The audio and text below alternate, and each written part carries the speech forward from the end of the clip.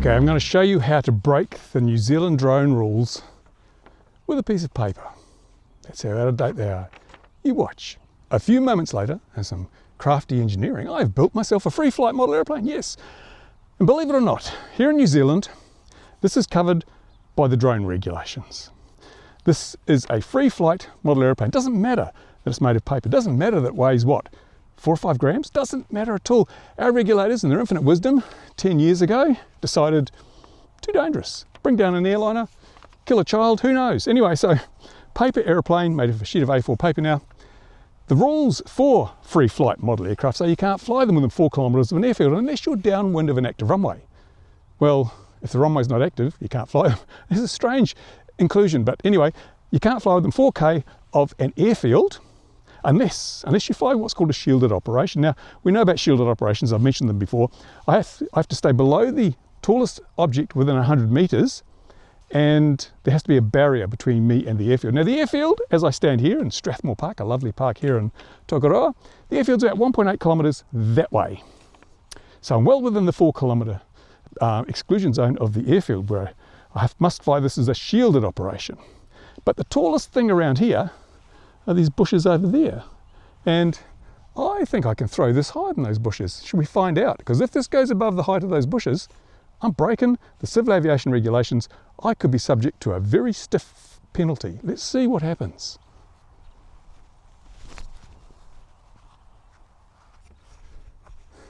That went well above the height of those bushes. I'll go over closer so you can get a better perspective perhaps. Let's go over here so you can see that, in fact, if I stand here, look at me, I can almost reach above those bushes. So I'm going to throw this up and you'll see it goes well above.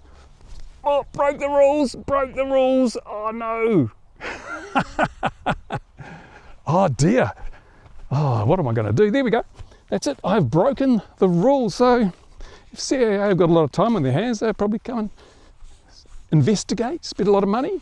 But I'm just highlighting the ludicrousy of these rules. Now, at the moment, there is a consultation out there which closes on the 27th. You've got to get in quick if you're in New Zealand. A consultation which, again, it's the one I mentioned, which will make it illegal to fly your 20-gram drone indoors, FPV, if you don't have special training.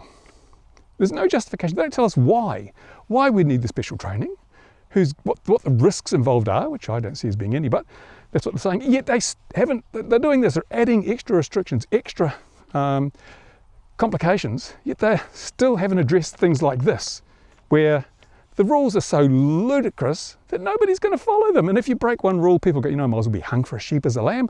So we end up with people breaking some really important rules because the rules to them just look stupid. And it's hard to argue that New Zealand's rules are stupid when flying this in the manner I just did, just above the height of those little bushes there, 1.8 kilometres from an airfield, is considered a breach.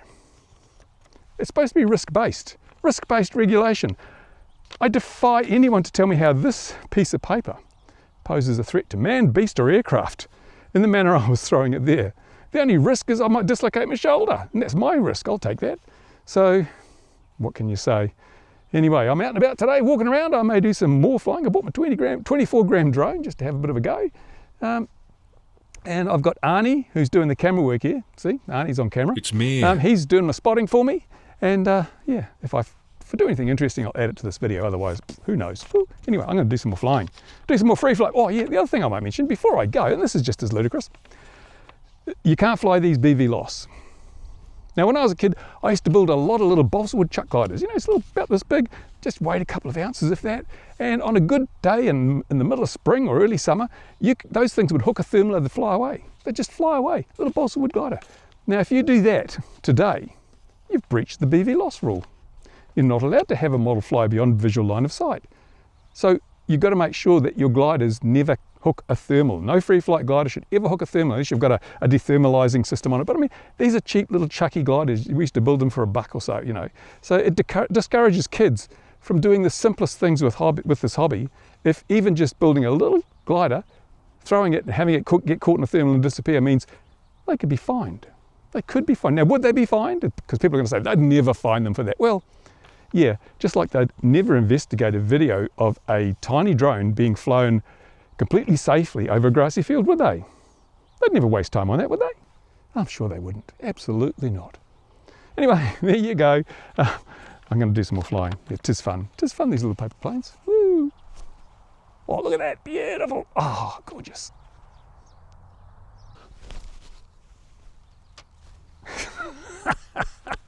Loving it. Loving it. Right. Another thing about these rules is that we've got new craft like the Neo. The Neo here, look at this. This thing flies itself. I don't fly. I've got no transmitter in my hand. I don't have a phone in my hand. I have nothing. But this thing, it flies itself. So how does this fit into the rules? Is this free flight? Is it a free flight model or is it a remotely piloted aircraft? I don't know. It's not very clear, is it? So when we look at things like that, it's obvious the rules are way out of date because people are buying these things to use as a camera. You know, it makes a great camera. It keeps me in frame. I can walk over here and the camera follows me, and I can walk back this way and the camera eventually follows me. So the thing is, people are using these in public places where there's no permission. You know what I mean? They may be walking down the street. I've done it. I've walked down the street with my Neo and it's recorded me as I'm walking. But to fly in a public street, you need the permission of the local council, and our council doesn't allow that. So am I breaching drone rules, the property permission part of the drone rules, when I fly a Neo, when anyone flies a Neo? But I mean, I'm not flying it. Nothing I do, no controls, no phone, no transmitter. It's all autonomous. It's got that, what is it, the Ukrainian hunter-seeker technology in it. I can't escape it. It'll just chase me everywhere. Look. So it's not me. I'm not even looking at it. How can I be flying it if I'm not even... BV loss. It's now BV loss. Oh my God, what are we going to do? Anyway, the rules need to be updated. CAA's rules need to be updated, not to restrict people from flying their FPV 20-gram drones in their own house, but to allow for the new technology so that we know where we stand. What do you think? Overregulation is like a tumor. It's killing our hobby. It must be terminated. Now!